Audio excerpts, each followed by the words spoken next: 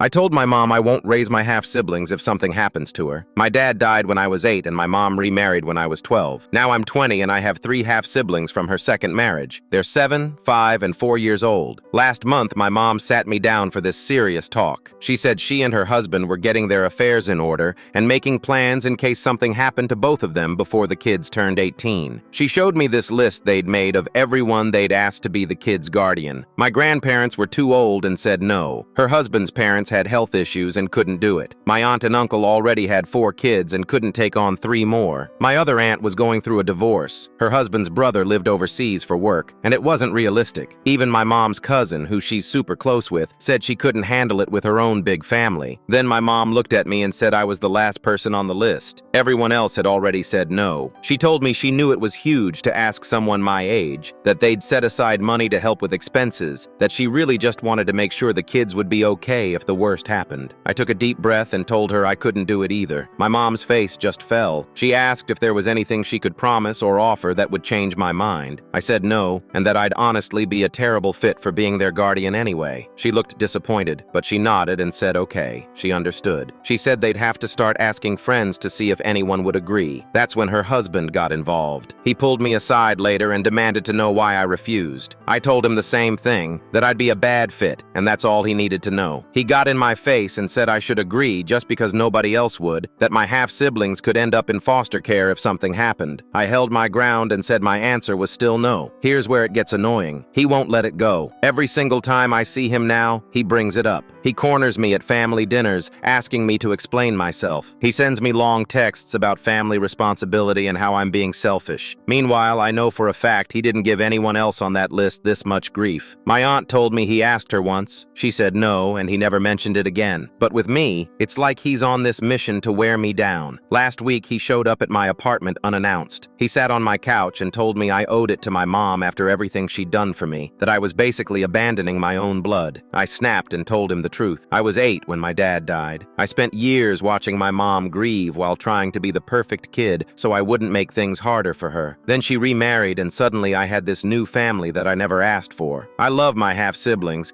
but I also lost my entire childhood to family tragedy and responsibility. I'm 20 years old and I'm finally building my own life. I'm not ready to put that on hold to raise 3 kids that aren't mine. He just stared at me. Then he said that was the most selfish thing he'd ever heard. That real family shows up when it matters. I told him to get out of my apartment. Now my mom's caught in the middle. She says she accepted my decision, but her husband keeps pushing. He told her I need to justify my answer better, that I'm being unreasonable. My mom just wants peace, but I can see the stress on her face every time.